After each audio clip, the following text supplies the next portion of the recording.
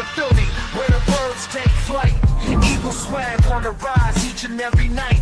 Tone and Markus got the scoop ready to ignite. From the lanes of South Street to the Broad Street lights. Dashing like a running back, hitting every play. Fly guys in the zone, never led astray. Talking touchdowns, talking game day. Huddle around the mic, hear what they gotta say. Fly like an eagle soaring in the sky. Tone and Markus always standing by. Bringing their heat, call it do or die. Philly squad, hear the battle cry. Fly like an eagle soaring in the sky. Tone and Markus always standing by. Bringing their heat, call it do or die. Philly squad, hear the battle cry.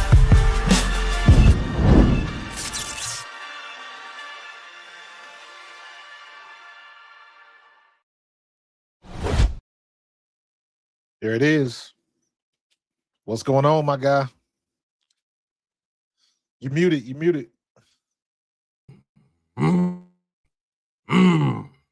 Ready to go. It's been a long time, Tone. It's been a long time since we started in camp at the end of last year. And we are finally full circle and we are back.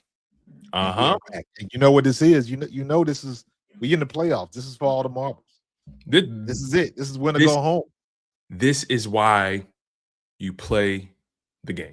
Absolutely. The Packers got their Jet 2 holiday reservations in Cancun. They stamped them last night. Yesterday was some very fun football to watch. That was fun to watch. But before we get into that, I know this is playoff football, right? Yes. You know what that means, Tone. Talk to me. I got to bring out the big guns, man. Talk to me. I got to bring out the big guns, man. Talk to me. Got to bring out my own. Talk to me. Bro, it's playoff football, man. Playoff football, bro. You already know, man. I need all that. It's playoff football, bro. Listen, like you said, it's playoff football. Shout out to my pops. My dad hooked me up. You know what I mean? Diamond encrusted Eagles chain. You feel me? Like Christmas gift. Couldn't ask for anything more. You guys are tuning into the Bald Eagles podcast. He's Markus Thomas. I'm your guy, Tone DeShields II. You guys know how we carry it here. You know the vibes. You know the energy. This is a big day. A big day, a big day for you, a big day for us, a big day for the Philadelphia Eagles. This is why you play the game. If you're going to keep it real, you got to wear the real. Let's go. Opportunities like this. Go. I don't care what you did yesterday. I don't care who you beat 2, 3, 4 weeks ago. I don't care what happened in week 5. I don't care what happened in week 12. I don't care what happened week 16. I don't care about none of that. You got to show me today. That goes for the Niners. That goes for the Eagles. That goes for any team that decided they want this kind of smoke, right? It's a lot of organizations that's just comfortable just being okay because they're going to get their check regardless. That's just the way the league works. You own the football, you own a league team, you're going to get paid no matter what the outcome is, right? So when I think about the Eagles and with how they approach this thing, Jeffrey Lurie and Howie Roseman, this ain't just some, how do you put it? Some venture capitalist opportunity for Jeffrey Lurie. He's built this thing from the ground up. He's invested in this team, and he has become the lifeblood of his team. So therefore, when you think about what's happened the past several years, let's just say the past 8 years, just to keep it right there, the Eagles have probably experienced the most, no, they have, not probably, they've experienced the most success that they've ever experienced. 3 Super Bowl appearances, 2 Super Bowl wins, 2 different head coaches, 2 different quarterbacks. You managed to get it done with your franchise guy. You know, Jeffrey Lurie's been waiting. He's been waiting to get that opportunity with the guy you get him money to. Yeah. And I want to. And go ahead. Jaworski couldn't do it. And there's no disrespect to those guys. We're just talking about the facts, right? Jeffrey Lurie took over this team, his franchise guy. In my opinion, he's only had 2 franchise guys since he's been here. It's been Donovan McNabb and Jalen Hurts. They thought Carson was, but that was short-lived. They gave him the money. Nonetheless, Jalen Hurts got it done. I think he can do it again. It starts with knocking off the 49ers today. Well, I want to focus on the word you said, opportunities. Kind of backtracking a little bit to the conversation we was having before we went live, watching the games last night. I looked at first of all, the Packers in the Bears game, that was phenomenal. The Rams and the Panthers, that was a phenomenal game. And I'll say it again. I don't know if y'all scared of the Rams. I'm not. But last night, I saw that defense. Yeah. Very little defense was played yesterday. Yeah. The Packers lost. And just looking at stuff this morning, Matt LaFleur is catching strays from every direction. However, Matt LaFleur didn't drop any passes. Matt LaFleur didn't miss any kicks. Romeo Doubs made some spectacular catches, and he had some easy drops. So I saw that one play. Jordan Love dropped it right in the bucket and right off his hands. And I was like, I think they dropped 2 or 3 crucial passes that would have kept the chains moving. And I'm like, those are those opportunities that we talk about all the time. Those are the catches that you got to make. Those are the catches that you got to make in the big game. And it was, it's a shame because the Packers had it. And also, to me, pulls a little bit back the pressure that is on KP, because I look at that game and I look at Matt LaFleur. Everybody gets a turn. You had a 21-3 lead. They came back and beat you, scored 25 unanswered points, and you couldn't get in the end zone. So guess what? Everybody gets a turn. Couldn't even get a field goal. So what that does for me is you got to keep it in perspective. You got to keep it in perspective because Kevin Patullo is the low-hanging fruit, obviously. But we've talked about, me and Barrett was talking about this, man. It's not all on Kevin Patullo. I've said this before. The offensive line is the source of our troubles. And last week, in my opinion, we blocked fairly well in our run blocking last week against Washington. Even though it was the second team, I saw a couple of good runs inside the tackles that I haven't seen in a while. Yes, Tank did bounce it out a little bit, a lot. And that's his style of running. And I ain't got no problem with that. But I'm looking at it from the standpoint of what are we going to do against this defense today? And can we establish running the ball inside the tackles like we want to do? Or are we just going to continue to try to run into a heavy box and not adjust it a little bit? That's where I think my frustration with Kevin Patullo is. But we will see. We will see.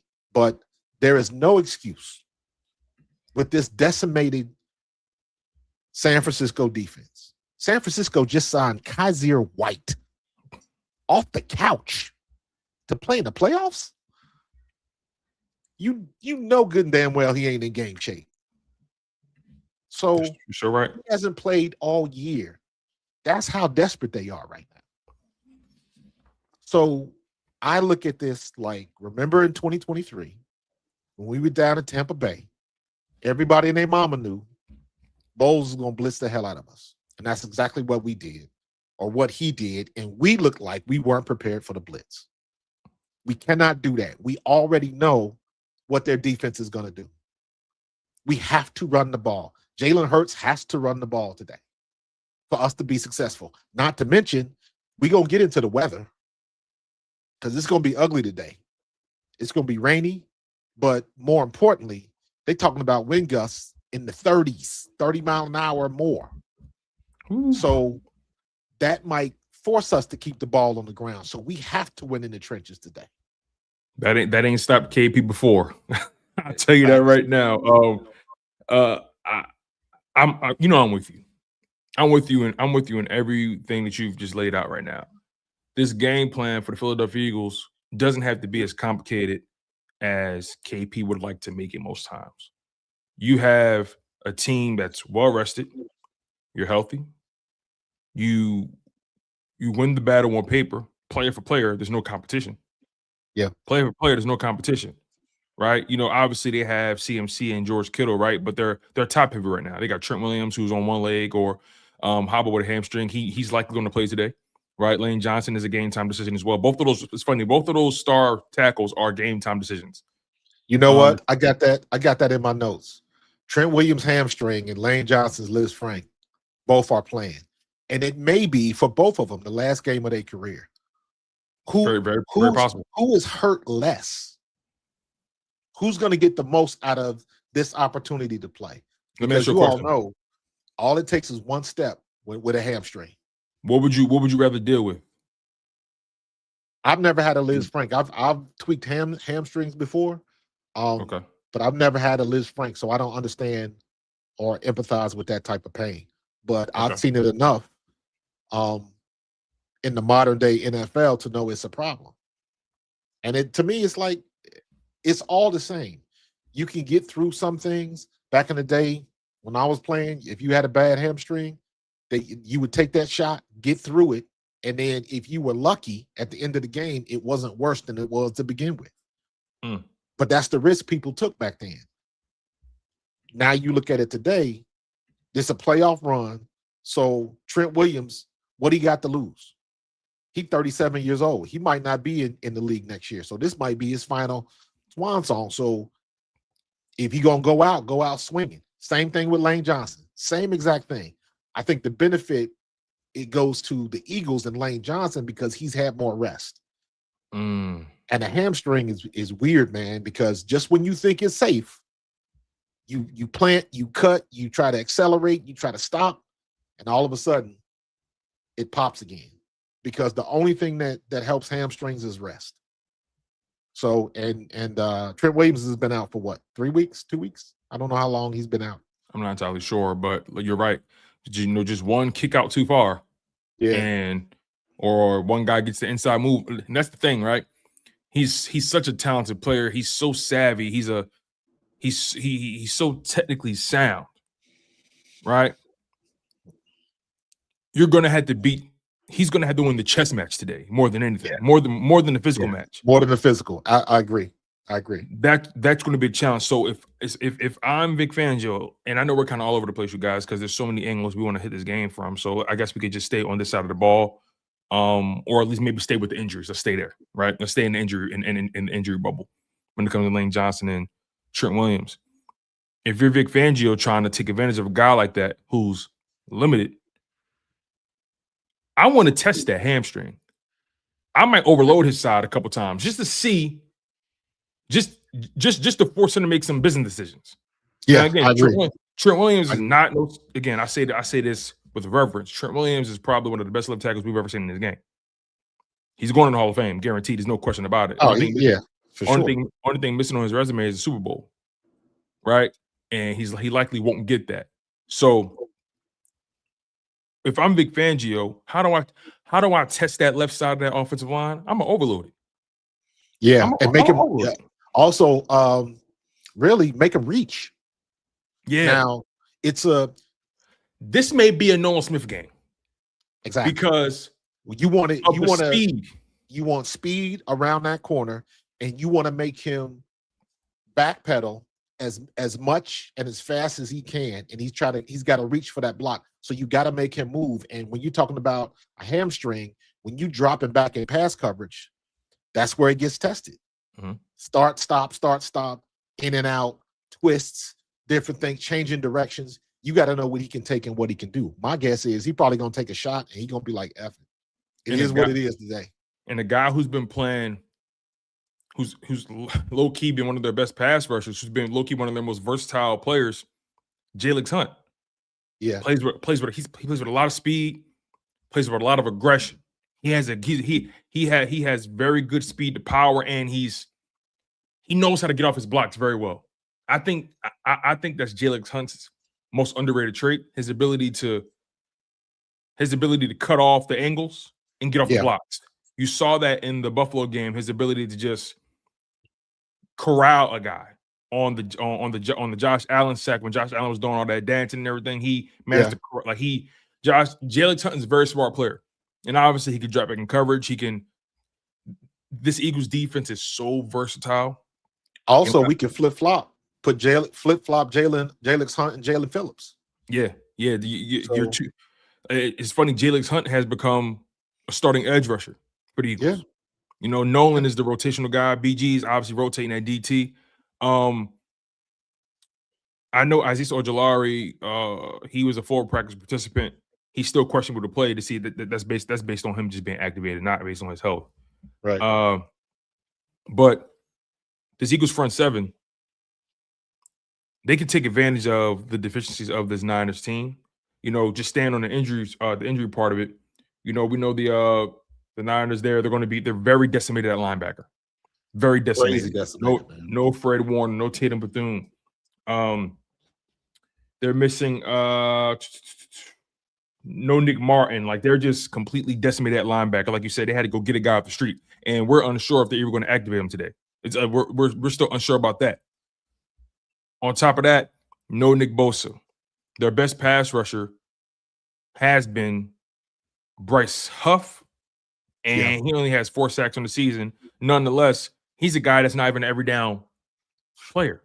Right. He never has been an every down player. Yeah, and but he's a guy that's limited in the run game. And you got to be careful because somebody like that trying to get a little get back. That's an easy storyline for Bryce Huff. With all due respect to Bryce Huff, So. not even sweating him. Sorry, not even sweating him. Well, I agree, but funny things happen in games like this. So of course, it all goes back to if Lane Johnson gonna be over there or if Jordan Mailata gonna be over there, just handle your business. So that way it's not even a question. Let's not. He wasn't beating these guys in practice. Correct, and let's not. You know, let's not let him get his first sack against the Eagles. You know what I'm saying? One of those type of things. But I'm not let's even. just handle our business like that because sacks happen. I'm not even worried about that. Like, yeah, it's just like, is he affecting the game? That's my point. Right. And I throw all of that in the same pot, man. Let's just handle our business. Let's get up in the big lead, and for goodness sake, let's not leave it in the hand of kickers. Because kickers, boy, they got my blood pressure up this weekend. Good grief. So yeah, let's just get it done. So that way there is no misunderstanding. Yeah. Niners also questionable. Ricky Pearsall. He's probably their most talented receiver, but not necessarily by production. He's just been injury riddled for the bulk of his career. I think he's gonna play today. We'll see. We definitely will see because his injury was a re-aggravated PCL, LCL, whatever. Let me see here. Yeah, it was. He re-aggravated a knee injury. He's questionable. He didn't practice all week, by the way. Well, no, I didn't expect him to. So, and then they got the receiver. He don't need to practice. He know the offense. Typically, when guys don't practice all week, they typically don't turn to play. Yeah, but it depends. So, like if it's a veteran, that makes sense to me. What you just said. It won't surprise me if he plays today. Fair enough. And look, it's a playoff game, right? Correct. It's a playoff game, so guys want to. You put it on the line. Guys want to put it all on the line. Guys want to test it out. Simple as that. You put it on the line tonight. Yeah. So, the Eagles are obviously the more healthy team, and going into this game, I want to stay on the Eagles' defense side of the ball and the Niners' offense side of the ball. I want to talk about that matchup because Twiz brings up a very, very valid point here. Even with all we're saying, you got to contain CMC. And CMC has been the engine of their offense. Now, when you look at his rushing numbers for the season, has a lot of carries, wasn't really able to be as dominant in the run game as he used to be in. Still had a 1,000-yard season, still had a 1,200-yard season, but he averaged less than 4 yards a carry with over 300 carries on the ground. On top of that, he had over 100 targets this season in the receiving game. Had over 900 yards receiving. He is their offense. Get the ball in his hand, period. Other guys have got in where they fit in, but he is their offense. So when I think about it from that perspective, like Twiz said, you find a way to bottle him up, and hopefully all those touches, all those carries come to a head today. Because again, he's been their offense. I think Jahad Campbell. It's going to be a Jahad Campbell kind of day. because you need somebody to match his speed. Nakobe was a full practice participant too. I agree. And who was that a couple weeks ago? I sent it. Hold on. I sent him a text after that game. Nakobe Dean had a play a couple weeks ago against somebody, and I'm trying to think who it was. He against Detroit. He had a play, and I texted him. I was like, bro, you were running with Jahmyr Gibbs. Yeah, twice. It was the wheel route. Yes. And I was like, okay. So, but you're gonna have another test with CMC. Now, I know a couple people in the chat said he's got a bad back and all that kind of stuff. I don't put no faith into that. If he's on the field, he's a problem. Period. Exactly. He's a problem. So we got to put a hat on him. We can't let him burn us in the passing game because with Kittle's out, is Kittle's out or is Kittle's playing? I think Kittle's is playing. Kittle's playing. Yeah, but if it's Kittle's and CMC, they the safety blankets for Brock Purdy. So we got to get pressure to him. I know his didn't he hurt his hand or finger or something like that against Seattle? Kittle or Purdy? Purdy. I know he got a stinger in the shoulder and he did hurt his hand or something. Yeah, I think he came down on somebody's helmet or something. But in any case, that's get hands on him, pressure him, don't let him run because he can't run. And let's just play good defense and continue to do what we've been doing. Yeah. No, I agree with you. I think this game is definitely on this defense. This is going to be a heavy. Let me put it this way. The success of guys like Kittle and CMC, we're going to have to keep close eyes and pay very close attention to Cooper DeJean, Zach Bond, and whoever's beside him on that given play. I think those are the three players that have the capability and are going to be in the best position to neutralize those players. And it's going to be really interesting to see how they pass guys off, right? We got some smart ass guys back there. Yeah. Right? I mean, we got two first-team all-pro corners. Two first-team all-pro corners in Quinyon Mitchell and Cooper DeJean. I can't remember the last time the Eagles did that, if they've done that at all. Right. You have special guys back there. The Niners don't have any deep threats on their offense. They're not prone to take the top off right now. That's just not how they're constructed right now. They don't have any true X receivers on the outside. They want to nickel and dime you. They want to try to get you in the intermediate. If you get pressure, I can see Quinyon or Coop taking the ball away. Purdy's going to give you one. Can you take advantage? Yeah. Going to be watching Dory Jackson as well, right? This is going to be this isn't just a sweet matchup for the 49ers. I understand the Eagles offense has had their struggles. I get it. But with the way this defense has been playing, if this Eagles team can average 27 points in the playoffs, between 24 and 27 points in the playoffs, I think they can beat anybody anybody. I agree. That's how good this defense has been playing. I agree. But we gotta take advantage of the opportunities. No, we can't shoot ourselves in the foot, but we say that every game. And on top of that, every game, that's not prerequisite stuff. Now's the time where because it might be a slugfest, like you saw last night. Because for all of the stuff that even when I said when the Bears beat us, Caleb Williams did not have a good game. Mm-hmm. It was the run game that took it to us. Yeah, and we've been so much better with that since that game. However, if you look at that game last night, Caleb Williams was slinging that rock. Yeah, Caleb Williams arrived last night. Yeah, Jordan Love had a phenomenal game too, but his receivers let him down.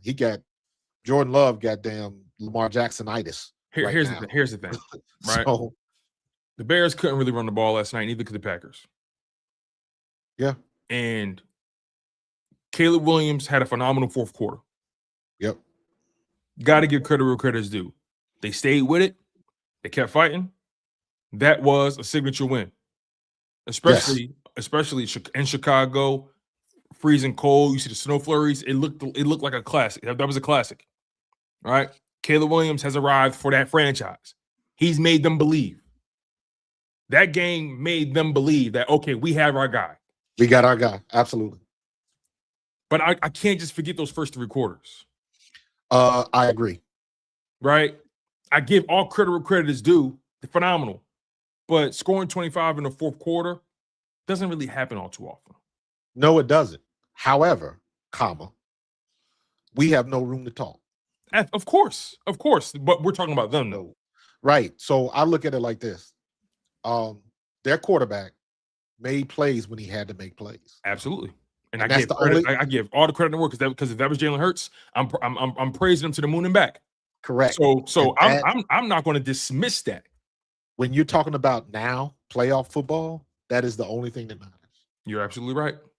Until we face them and our defense does what it does or whatever, however it plays out, the only thing that matters is they score more points than the Packers. And also, the football we saw yesterday, those were 4 of the worst defenses in the NFC. There you go. That's in the playoffs. Those weren't teams that were led by their defenses for the most part. Right. Maybe Carolina a little bit. Maybe Carolina. But Chicago, they force turnovers, but their defense isn't stifling. They just force turnovers. They're opportunistic. But the two best defenses in the conference right now are Seattle and Philadelphia. And that it's a reason why we saw what we saw yesterday. Yeah, I agree. There was no defense. No defense played. And those are the games the league wants, really, to be honest. Yeah. Right? Panthers was playing soft at the end of that game. They had an opportunity to take it to the Rams, and they couldn't do it. Yeah, and look, I give Bryce Young all the credit in the world, man. He came back, took that lead, and he balled out. Matthew Stafford he was working them. Boom, boom, boom, boom, boom. I was like, damn, Parkinson. That pass to the tight end for that touchdown. The catch was crazy. And nothing you can do about that. Yeah, sometimes great players make great plays. The DB was in position. He was in position. But unfortunately, he wasn't 6'3". And that's the epitome of putting the ball where only your man can get it. So, Look, I think if you're the Philadelphia Eagles, you know how to win this game. You know what you need to do. You know the personnel you have. I was listening to Ryan Jaworski, right? He was on WIP. It was a clip I came across. And he basically broke down the formula to the Eagles' run last year. You know, he gave some numbers that really stood out, right? He spoke about the rushing yards that they accumulated last year throughout that run. He spoke about the passing yards they accumulated throughout that run. He spoke about Jalen Hurts' rushing yards in particular, and you brought it up earlier. Jalen Hurts has to get involved in the running game. He has to. Yeah. But he said, and I want to make sure I quote him right. Excuse me. Give me 1 second here. All right. Here it is. So he was, like I said, he was referencing the numbers. He said in 4 playoff games last year, Green Bay, LA, Washington, Kansas City. He said we rushed for 818 yards, threw for 647, and Jalen Hurts added 194 rushing yards into that 818 yards, which is almost an average of 50 per game for him. Right. That's the blueprint for the Eagles. Correct. That's the blueprint for them. Saquon did what he did, of course. Jalen Hurts did what he did in the passing game. But the X factor was Jalen Hurts keeping these opposing defenses off balance with his legs. Keep them honest, yeah. And keeping them honest, which slows down that blitz, slows down that pass rush. It makes guys hesitate just a bit to commit to that pass rush. And we all know in this game, you got to earn the right to pass rush. Yeah.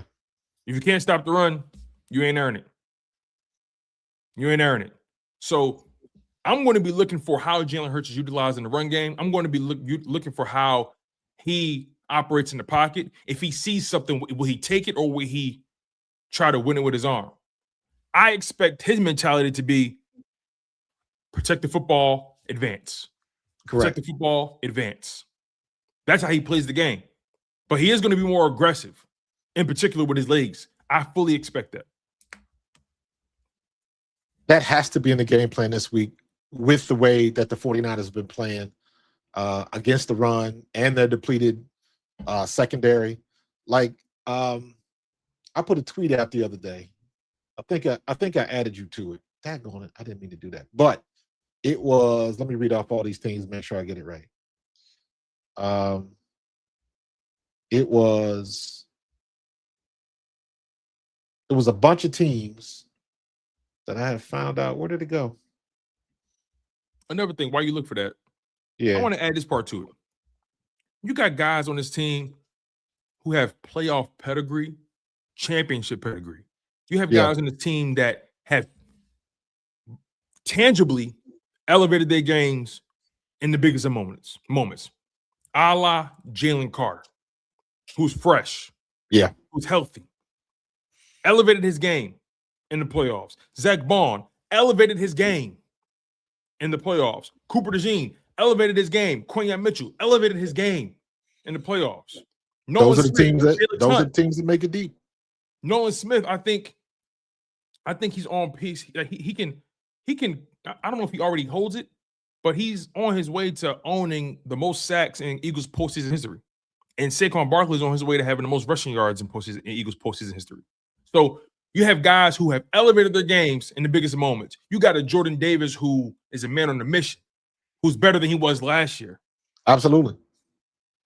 You got you're deeper at linebacker, more talented, more versatile.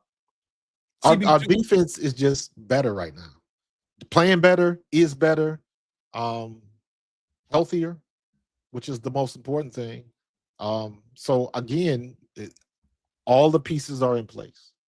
So all we got to do is execute. I found what I was looking for on San Francisco defense. Mm-hmm.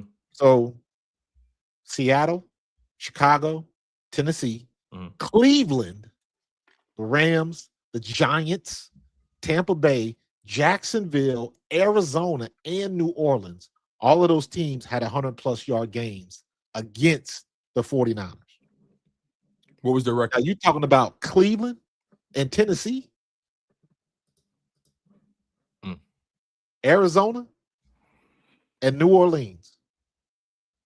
All of those teams had 100-plus yards rushing against the 49ers. And none of them got Saquon Barkley.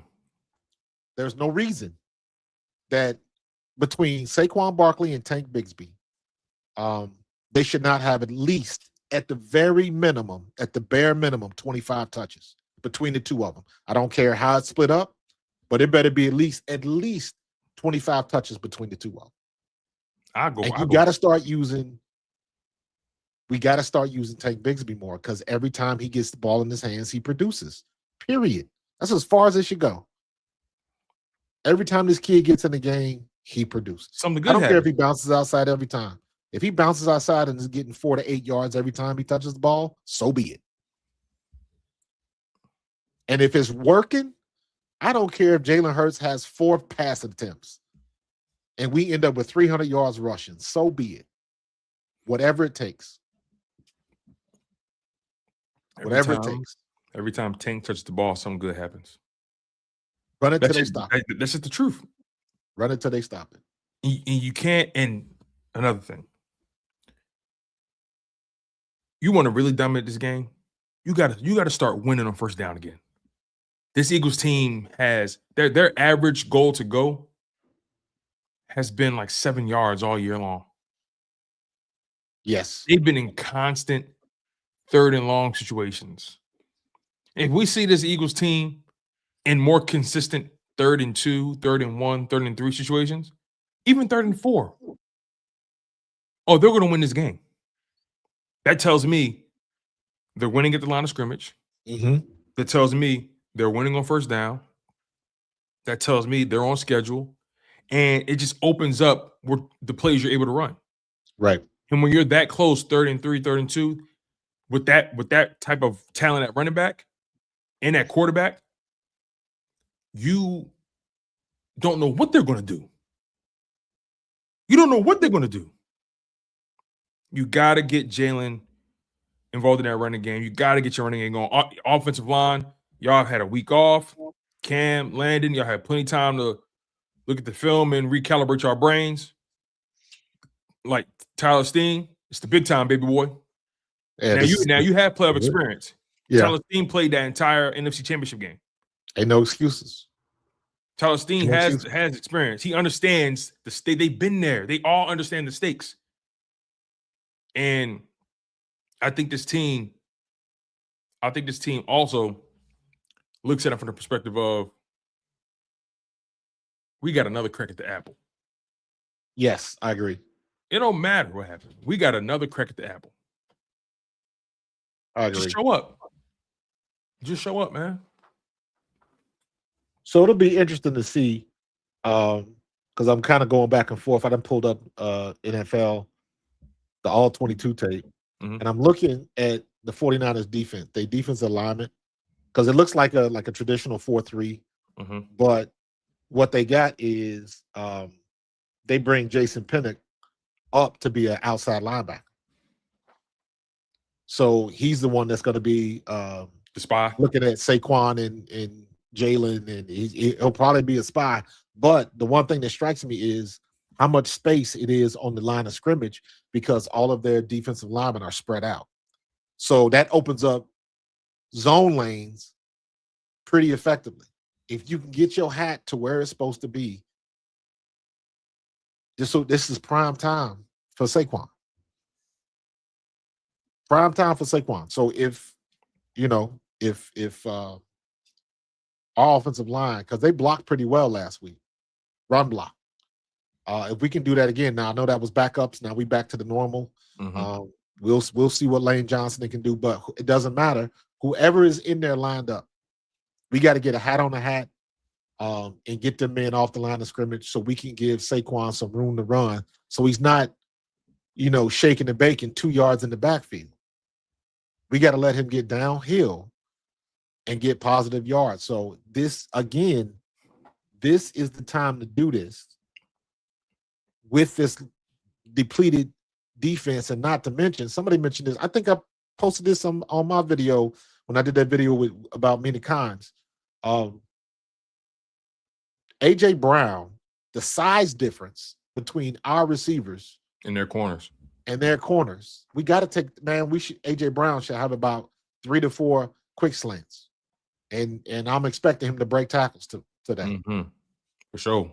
So, I just think top to bottom, it's a physical mismatch.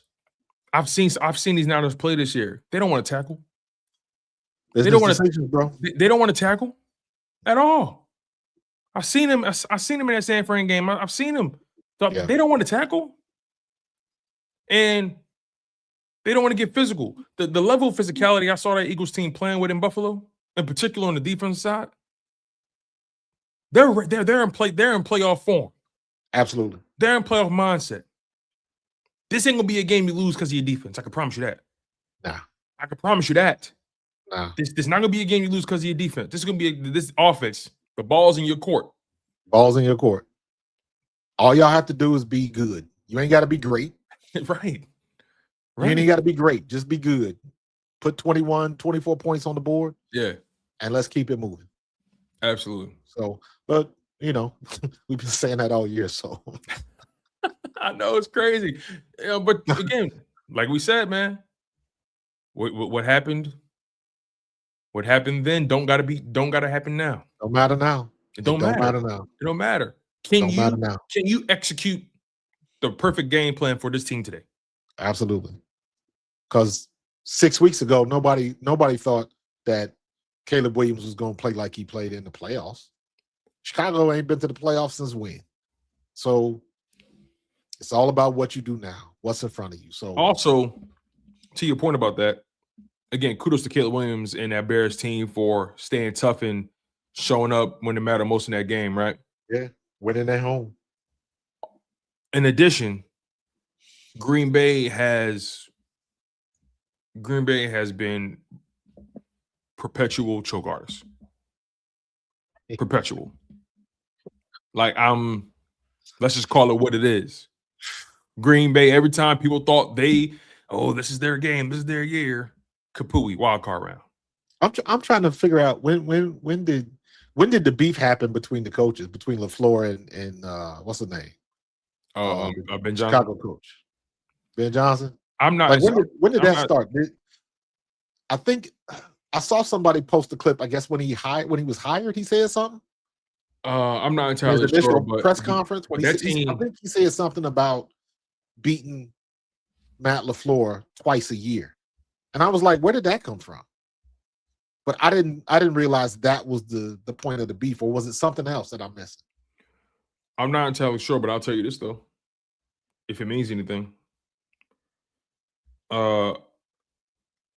That Chicago and Green Bay team, they've played each other 3 times in the past 40 days. Wow. In a month. Their first matchup was December 7th. Chicago lost. Yeah. Their second matchup, December 20th. Green Bay won. I'm sorry, Chicago won in overtime. And then January 10th. It's crazy. You know what else that I didn't realize? That Matt LaFleur was on the Atlanta Falcons team in the Super Bowl that lost. Well, as a player or that big lead? Or as a player or as a coach? As a coach. So it was in his DNA then. It's in his DNA to choke away leads. Look, Matt LaFleur. Does he get fired? It's so funny. They were talking about an extension prior to that game. There's no way you're having that conversation now. There's no way you're having that conversation. And the amount of disappointments he's had in consecutive seasons, we don't doubt, for example, we don't doubt Mike McDaniel was a smart coach. We don't doubt that, right? We don't doubt Matt LaFleur is a smart coach. We don't doubt Kevin Stefanski is a smart coach. We don't doubt that. But sometimes things run their course. It does, man. But like I said earlier, man, Matt LaFleur didn't miss them 3 kicks. I hear you on that. He didn't drop them passes. I feel you, but this is a hoop. I feel you, but guess what? It's results-based business. Not just that. Who's getting the money? The quarterback. Results-based business. The play. Like didn't nobody think John Harbaugh was going to get fired either? You see what happened? Exactly. Anybody can get got. So Matt LaFleur, I mean, his seat is as hot as ever. As hot as ever. You cannot just think about their playoff history. Hold on. We got to make sure we contextualize this. We got to contextualize this, okay? So they blew a 21-point lead, or however you want to put it. They blew a massive lead to the Bears, right? Last year they played the Eagles, got wrecked, got dominated. Jordan Love turned the ball over like 3 or 4 times. They got wrecked.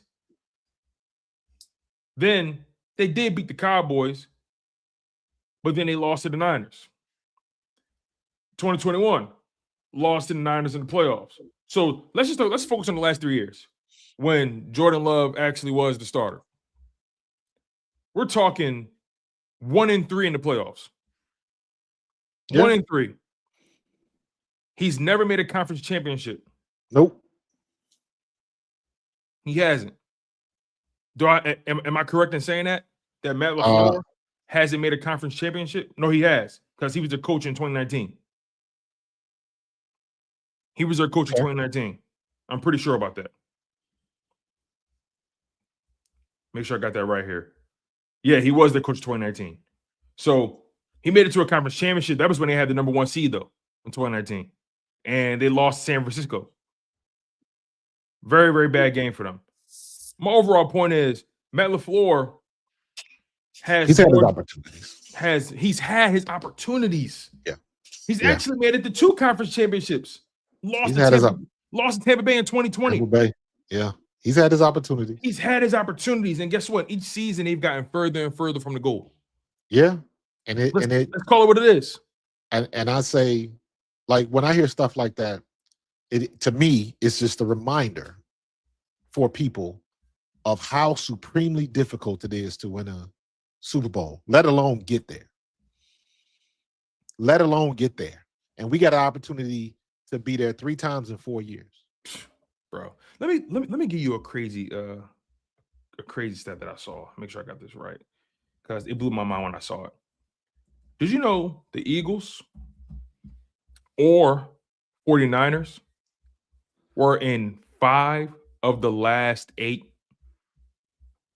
NFC Super Bowls? 5 of the last 8? 5 of the last 8 NFC champions was either Philadelphia or the Niners. 5 of the last 8. Listen to this. 2017, Philadelphia.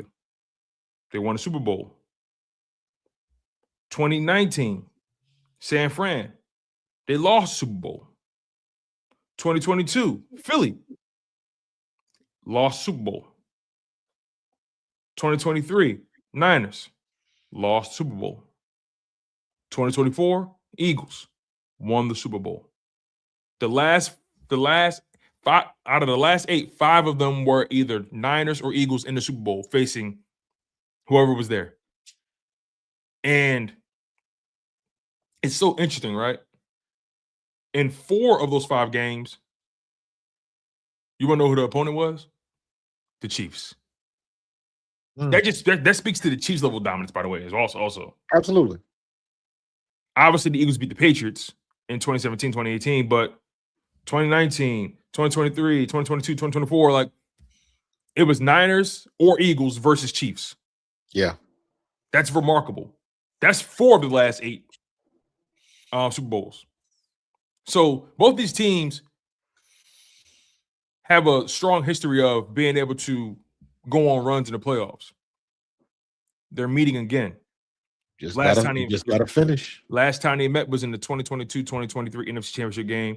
The Eagles knocked out Brock Purdy. And we're not talking about he just got a little random injury, a hamstring, and he couldn't come back. They knocked his ass out of the game. Right. Then they knocked out the backup.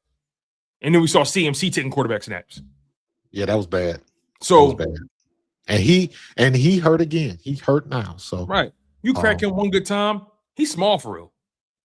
He's a small dude for real. So look, man. Yeah. I look at Matt LaFleur and I'm like, wait, you haven't been in any of these? At the end of the day, man, it's all how you finish. Because I've said this before. You haven't made it to one Super Bowl? Not one? But it's not if, it's how. It's not if they would have won last night. It's how they lost. Mm-hmm. That's what everybody remembers. You couldn't figure out a way to get it done. Your players dropped the ball. Your kickers missed the kick. It's not if, it's how. So that's why I posed the question of, does he get fired? Because it's possible. He had them in. I saw a couple of passes where Jordan Love put it there through strikes, and he ended up dropping his head. It's like, how do you drop that ball? Seriously. How do you drop that ball? And not being ready for the moment. One of those things, man, because you got to. Same thing with Harbaugh. I feel bad for Lamar Jackson because he's been snake bitten the last 3 seasons, where the past 2 seasons it was his receivers that just dropped wide open balls, hit him in the hands, and then this past season it was the kicker. So, and not for nothing, I am convinced that Green Bay wins that game if Micah Parsons is playing. Green Bay wins that game. Interesting. Because Micah Parsons, you gotta acknowledge what he does, right? So you can't just at least forcing Jordan Love on the run, getting out of the pocket, doing what he normally does. I am convinced that if Micah Parsons is in there in that 4th quarter, and he forces Caleb Williams out of the pocket, or where he can't set his feet and throw it, all that kind of stuff. I believe if Micah Parsons is in that game, they win. He gives them a better chance. I'll go as far as that. Absolutely. He gives them a better chance. But I just think it's funny that even though it ended like that, he still had a better season than the Cowboys. It's crazy. Oh, my God. It is. Yeah, Green Bay will win if they can make field goals. He was on the couch for what, the last how many games? He missed. He got hurt when week what? I don't remember what it was. He been on the couch for a minute. Yeah. And his was a non-contact injury too. Mm-hmm. So, yeah. Regardless, though, you know, you look at the Eagles coaching staff, and you say to yourself, "All right, Nick Sirianni, you have a lot of playoff experience. You know how to press the right emotional buttons for your team. We get that. So now we're looking at Kevin Patullo, like, all right, you've been a part of this organization. You felt the you felt the tension in the building in playoff time. You felt that. You've been there. You were on the sideline. You had a front. There's no better seat you could have over the past 4 or 5 seasons, 6 seasons. If you're Kevin Patullo, you understand the ebbs and flows of this thing. He's seen enough. You've seen enough. You gotta call your best game, or call, and you know what? Or call one of your better games. We gotta, and I have to make this distinction because everybody lumps it into the same pot, and you can't do that. Because when Jalen Hurts has a great game, when AJ Brown has a great game, Devontae Smith, Saquon, when Dallas Goedert goes off, when they have great games, it's the same offense. So the plays are there. It's not because Sirianni's offense is bad. Mm-hmm. It's because in the pool of plays that you have to select from, in my opinion, they are not selecting the correct plays at the correct times in pivotal parts and situations during the game. Mm-hmm. That's the problem. That's where I think Kevin Patullo needs a little bit more seasoning. Now, whether or not he gets that opportunity next year, do I think he'll be better next year than this year? Absolutely. I mean, he would have to, right? Yeah, you would think so. Right. You would think so. But I say that with, because I know how coaches are. Coaches are ego-driven. Their way works, and they want to stick to it. Why you think we got rid of Peterson? Here's the thing, to your point, right? About coaching and the impact and what the trends have been for Kevin Patullo as it appears to us, or at least to me. I feel like he has a propensity to go conservative when they get the slightest lead. Correct. I agree. And what stood out to me last playoff run, there was nothing conservative about that play call. No, the only thing that was conservative, I'm still mad that they took the starters out of the game in the Super Bowl. I wanted 50. I wanted 52. I wanted 50 on their head tops. I wanted that bad. But, because my thing is like, you got all offseason arrest. Like, exactly. I want you guys to lay it on them. I want to piss in their grave. Screw that sportsmanship mess in the Super Bowl. Nah, dude, you pour it on. You leave no doubt. And guess what? Think about this. If Cooper DeJean doesn't get that pick six, and you can't say that because it wouldn't have happened. That's part of the thing. But I guess my point was the minute he took the starters out of the game, Mahomes went to work. And there was a point in that game where it was like, if they get one more play like that, we back it. It's a game again. Mm-hmm. And I'm like, never put yourself in that situation. Never. Remove that possibility. Take it off the table completely. So if you got to put up 40, 50, if people think it's disrespectful, so be it. I don't want to leave no doubt. Leave no doubt. Hey, listen, I know you watch movies, right? And movie watching 101, be it if it's a horror movie or action movie or a thriller, film watching 101. If you didn't see a body, he ain't dead. Always double tap. if you ain't see the light leave his eyes, yeah, he ain't dead. Yeah. That's it. That's storytelling 101. Shout out to all the movie watchers out there, man. For sure. If y'all like horror movies and you grew up like I did with Freddy Krueger and Jason and all that kind of stuff, because if you like movies like that, you got to watch Cabin in the Woods. Cabin in the Woods is nuts. The original Cabin in the Woods that was a love letter to any movie where you ask, now why the hell would they go in there and do that? Like that's why black folks ain't in movies like that. And then it was the quintessential. It was great. The quintessential theater goer. Oh my God, don't do that! Like they played into all the tropes. All of the tropes. That was the last horror movie I've ever paid to see. You should have been to go see Weapons, and Weapons was phenomenal. Oh, I'm gonna watch Weapons, dude. Now that I know how to watch movies on my MetaQuest, can't tell me nothing, bro. Weapons are gonna throw you. I can't wait. Dude, I still haven't watched Weapons, and I still haven't seen Sinners. You tripping, bro? Look, like I said, tripping. You sound like my sister. Told you she was like, "Get out of here." So back to our original point, if you ain't see a body, you see a body, they ain't dead. So therefore, Philadelphia, and don't take your eyes off it. Back yourself out of the room. Don't take your eyes off that body. Twist it, put the knife in, twist it, and scoop it. Yeah. You know what I'm saying? Yeah. Double tap to the head, man. Twist, scoop.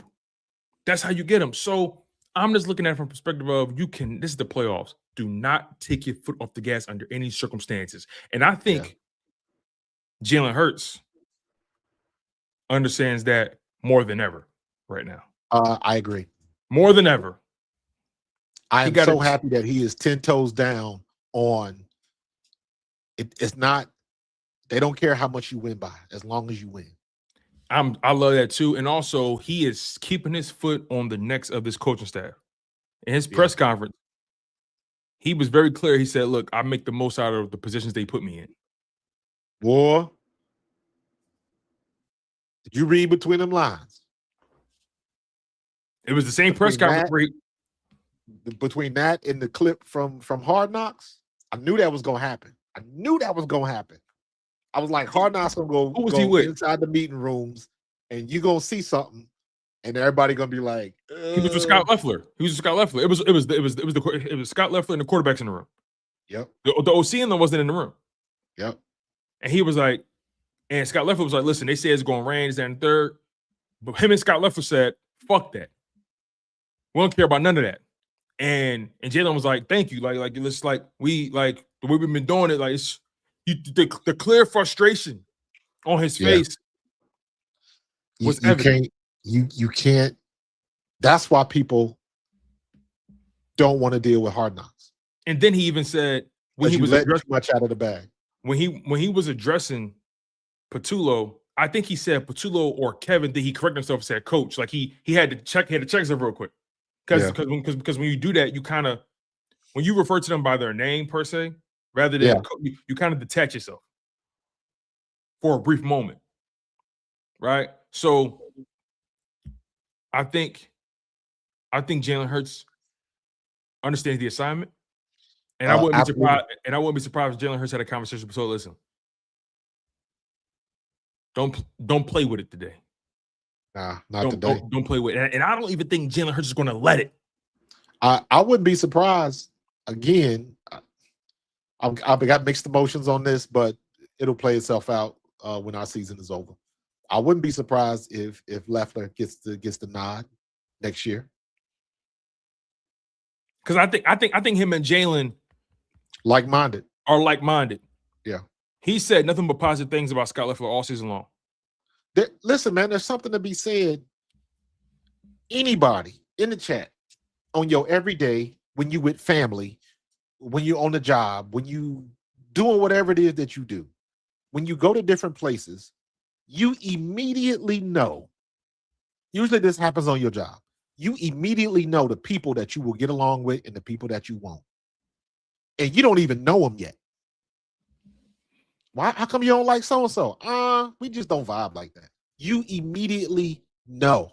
Yeah. And that's what you can see. That's the dynamic of a locker room. It's not any different.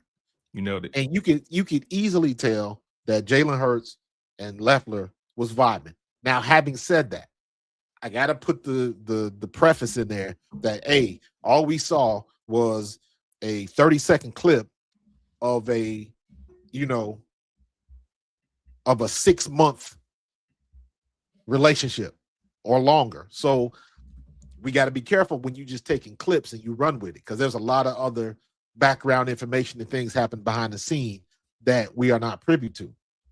However, it's very easy to see, and you can kind of look like, okay, they on the same page, and there was no footage of that type of conversation or discourse with Kevin Patullo. To me, that's more revealing than anything.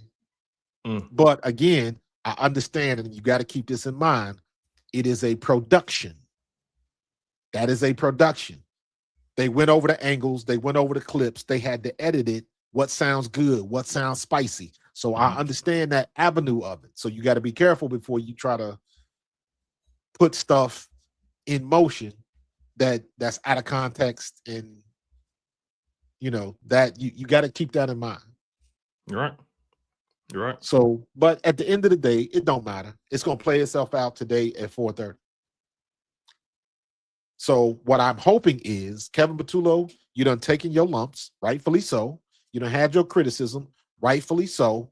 And I do not forget the fact that you don't get to this point right here in your career if you don't know what the hell you're doing. Now, sometimes it just doesn't manifest the way you think it should. But you have every opportunity. Every time you get a new week, that's another opportunity to prove people wrong. And all it takes is one game. So all you got to do is win this one game, and then you rinse and repeat. Exactly. Honestly, you go into this game and you control it from beginning to end. Yeah. Whatever happened in the regular season don't matter no more. Don't matter. Like, you can completely about it. That's why when I was uploading this stream, right, I named it. I was very specific with how I named it. I essentially was saying the Eagles can completely rewrite the narrative with this win. Completely. And didn't we just do the same thing last year? Sure did. Because again, they had their own struggles. They had struggles last year, bro. But it ended how it ended. So we completely absolved everybody of their wrongdoing in that regard, because it ended how it ended. We were killing Kellen Moore early in the season. Come on, here we go again. Like, come on, dude, run the ball, do this, do that, do this, do that. And then he finally did it, and everybody forgets about all the issues that when we went to the Super Bowl in 2022. It was the same thing with Jonathan Gannon with the defense. Why is Hassan Reddick dropping into coverage? Then when he finally got it 4 games in, that's when things started happening. Hassan Reddick should have had 20 sacks that year. But them 4 weeks that he was dropping back into coverage, Gannon even said as much. So when you get those opportunities, get out of your own way and recognize what's in front of you. And do the obvious thing, because the obvious thing is probably what's going to work. Ain't that the truth? Ain't that the truth? On that note, let's get to these super chats, and then let's start to get to some of our predictions for today. It's a lot of games on the horizon. A lot of games today. A lot. Facts. Eagles are the only NFC matchup today, but a lot of AFC matchups are going on. Like I said, let's get to the super chats, and then we can address our predictions, and go through those games as well, and then close the show out. How's that sound? That'll work. All right. So we got Carlos Rosado here. What up, Carlos? He says, Carlos Coach, is in Philly, bro. Tone, it's game day. No more talking. Go Birds. Yes, sir. No, hey, listen, y'all know Willie D. No more talk. 24 Birds. What y'all think about the complaints that teams with better records should get higher seeds and home field in the first round instead of division champs? I wouldn't mind that, but you're gonna have complaints. That's like complaining about the officials. It ain't gonna change nothing. There's a reason why the NFL is doing it, because that makes a little bit more sense, and the NFL hasn't changed it yet.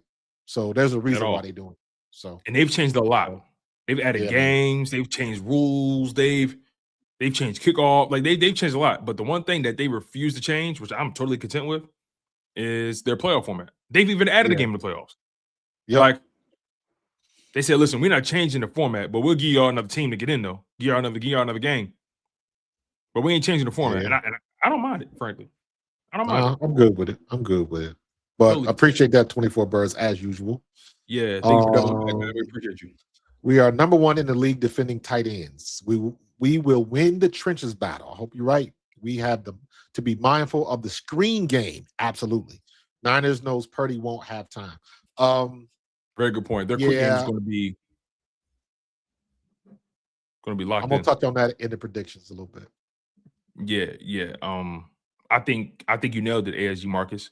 There hasn't really been a tight end to really take advantage of the Eagles, right? And there hasn't really been a receiver who's just dominated the Eagles from beginning to end. Receivers have gotten hot in moments for other teams, but they've like this Eagles back four, their front seven, they're as good as they come.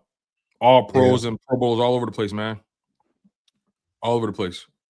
So you love to see it. And this is going to be a heavy Cooper, because what they're going to do is, Shanahan's going to try to get that motion going. He's going to try to confuse them. The Eagles do not get confused.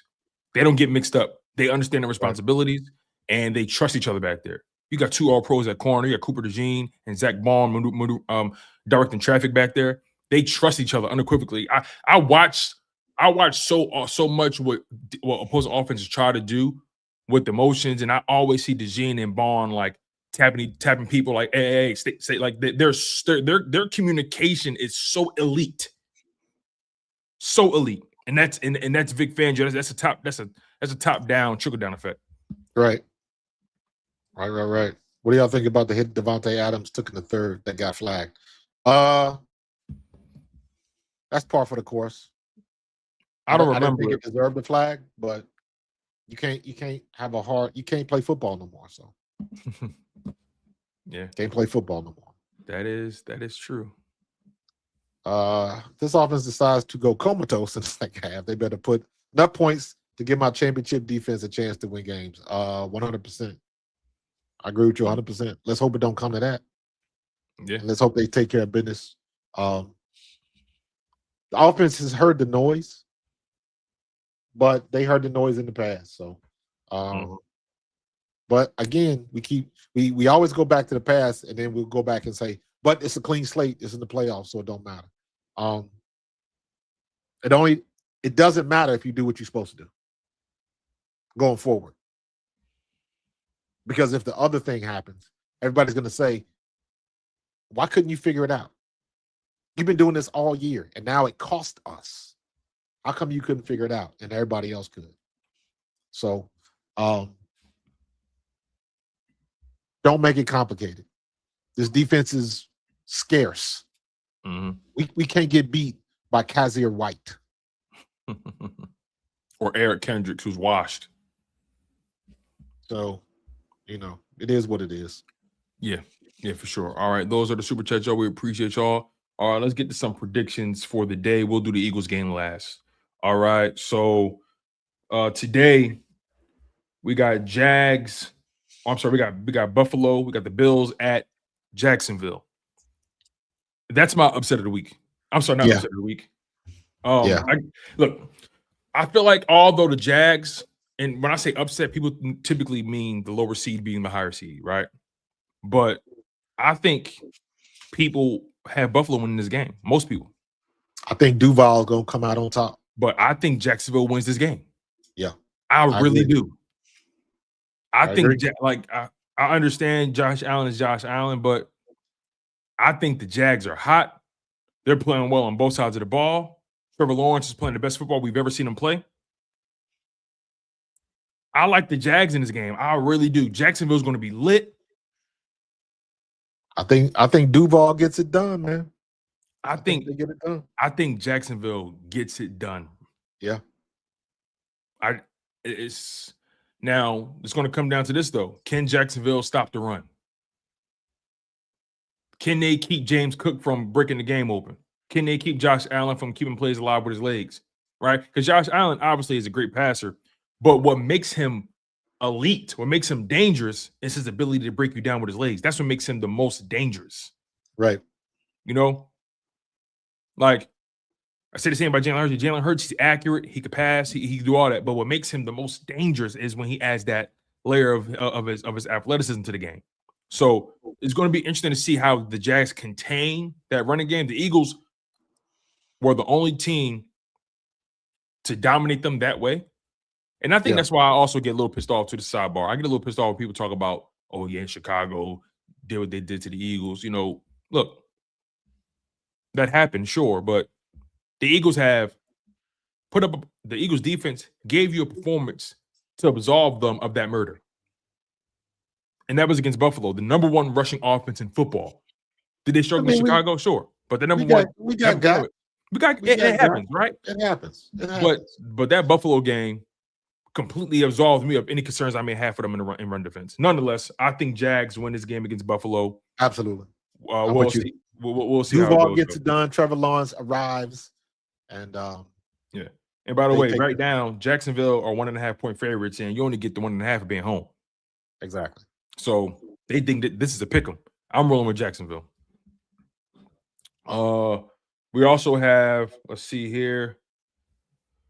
We got the Patriots, or we got the Chargers at the Patriots. This is an interesting game as well, but I got the Patriots.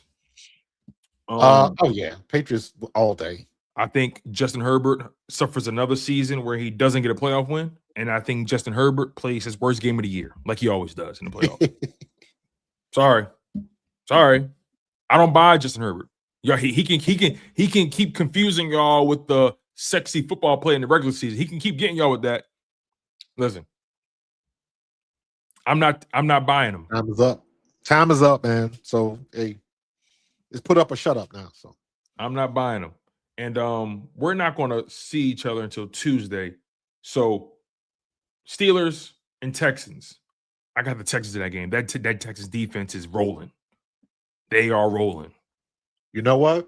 I'm taking the Steelers because they are in Pittsburgh. They are in Pittsburgh, and DK Metcalf is back. That game would have been a lot better the other day if DK Metcalf had been in there the past 2 weeks. So now you've got Pittsburgh at its best at home. Mike Tomlin comes through. Look, man, I hear that. Again, we talking about another player. This is the third player we done talked about. Like, this might be the end for them. So if you gonna go out, you going out swinging. And now you got your best receiver back on the field. So we'll see. I'm gonna say Mike Tomlin and the Pittsburgh Steelers, A-Rod and DK, they set it off in Pittsburgh. Yeah. And right now, Houston is -3 favorites. I will say this though, right? CJ Stroud, he's been relatively inconsistent in the playoffs. Yes. He has playoff wins under his belt. But they've been he's been relatively inconsistent. Yeah. And you don't quite know which CJ Stroud you're gonna get in the playoffs. That's just a fact. They went on that little run, and then they finally ran into Baltimore, and Baltimore had to remind them. That was CJ Stroud's rookie season. But yeah, I'm rolling with the Texans. I just think that Texans defense is just elite. I think Texans, that's the best defense in football. Is it weird having a playoff game on Monday Night Football?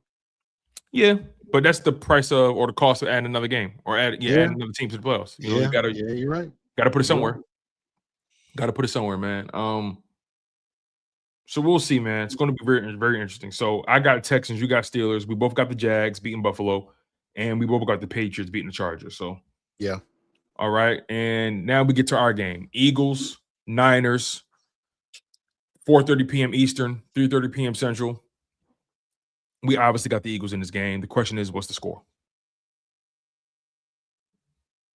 I think look for we're gonna have some good games from Jahad Campbell and Dallas Goedert. Okay. I'm unsure of what our run game is going to be. Hopefully, like I said, we got to have at least 25 to 30 carries between Saquon and Tank. So your bold prediction for the offense is what? My bold prediction for the offense is Dallas Goedert goes off. Okay. We're talking what? Multiple touchdown game? I think he's more likely to get 2 touchdowns than over 100 yards. I just think he's going to be effective. Okay. I'm not even looking for the yards, and I'm looking for him to be dominant, the chain mover. Okay. So, fair enough. And I think this will be the first time in a long time where our starters on the offensive line have a productive day running the ball inside the tackles. That's going to make all the difference in the world. Now, we still going to get some bounce outs. If Tank gets it, he planting his foot in the ground and he going around that end.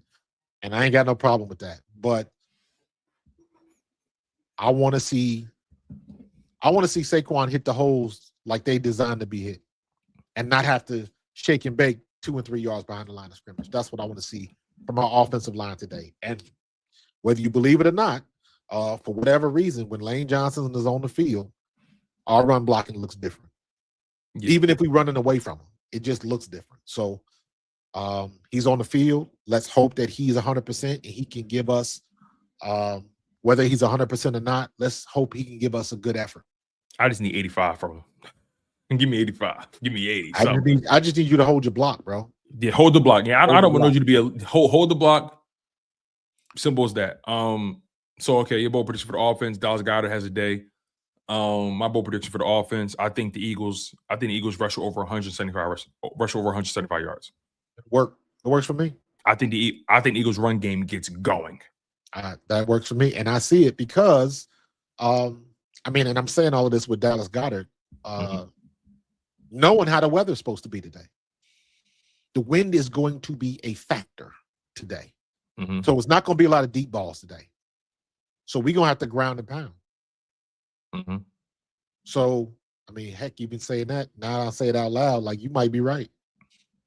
But the reason why I say Dallas Goedert can be the short 5 to 10 pads, 5 to 10 yard pass across the middle.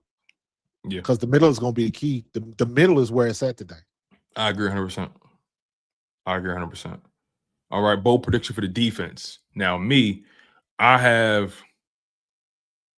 got the Eagles forcing 2 turnovers in this game. Nice. Forcing two turnovers and scoring off of both of them. Not pick sixes or fumble recovery for, but like just scoring off that turnover. So that's what I got. And I'll throw a little sauce into it. I got Cooper DeJean picking off. I got Cooper DeJean and Quinyon Mitchell getting interceptions today. The 2 All Pros. I'm rolling with that. Oh, nice. Yeah, I'm rolling with that. So I got Quinyon Mitchell and Cooper DeJean both forcing turnovers today, interceptions. That's all I'm looking for Jahai Campbell and Nakobe to bottle up CMC. CMC does not have 100 all-purpose yards today. That's a win. Yes. That means their offense is not functioning. Correct.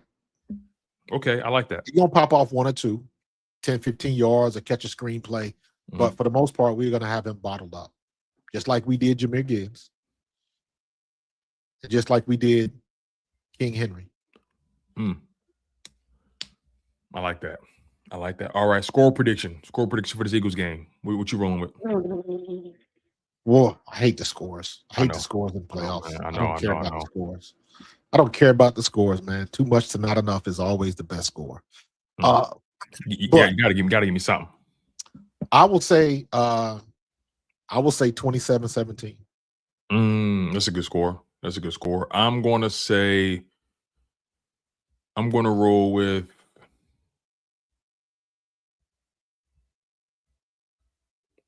26-18. Okay. 26-18.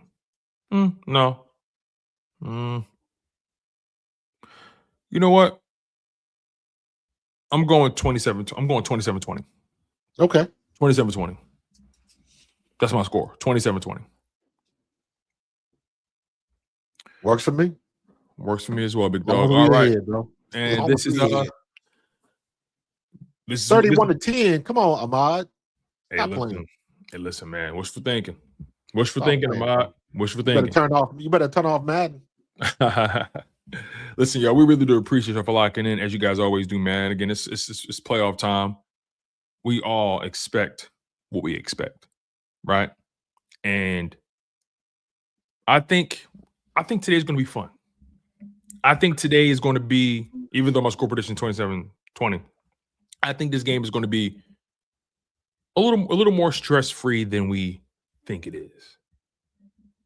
A little more stress-free than we're expecting. Maybe that's and likely that's what we're thinking. It is what it is. But make sure you guys smash that like button. Make sure you guys are subscribed to both channels. Subscribe to Pro Fan Talk. Subscribe to Chalk It Up Sports. We really do appreciate you guys. It's phenomenal, man. Playoff football is nothing better than it. I can't wait. Can't wait for this Buffalo game, Jags game. That's going to be a fun game to watch. Eagles and Niners after that.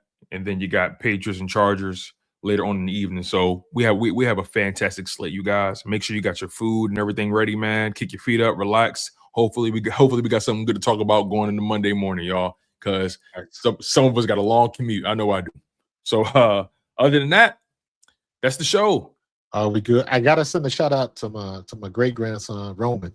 Hey, shout out to little Rome. My grandson sent me a video of little Roman he was sitting down watching TV and he saw me and he recognized me on TV. Wow, that's fly. So I was like, that's fly. Gotta keep watching. Fly. And by the way, my StreamYard is locked up, so I can't even access the menu with our theme song on it. So I can't even go up that far. I don't know what happened. No, that happened. Done this before. I can go everywhere else. I can go to sounds, background music, all that kind of stuff, but it's not letting me scroll up or down. So like you can't so basically you can't you can't hit our like outro. You can't. Oh well, look. I mean, look, it is what it is, man. You know, technology always fails us at some point. The point still stands. And shout out to Malik Carter. He says my prediction of the Eagles game is Eagles 27, 49ers 13. I like that. Go Birds. I like that. That's a very good score. I like that a lot. But again, we appreciate y'all. Subscribe to Pro Fan Talk. Subscribe to Chalk It Up Sports. He's Markus Thomas. I'm Tony DeShields II. And this has been the Bald Eagles podcast. And it's straight like that. Eagles winning this game. Let's go get this money. Let's go get this money, man. Fly, Eagles, fly. We'll rock the wings for a minute. All right, we out of here, y'all. Go Birds. Sir. I will be doing a live watch during the game. So come hang out with me during the game. I will be doing a watch along, live play-by-play, all that kind of good stuff, man. So we're going to make it happen. All right? Go Birds.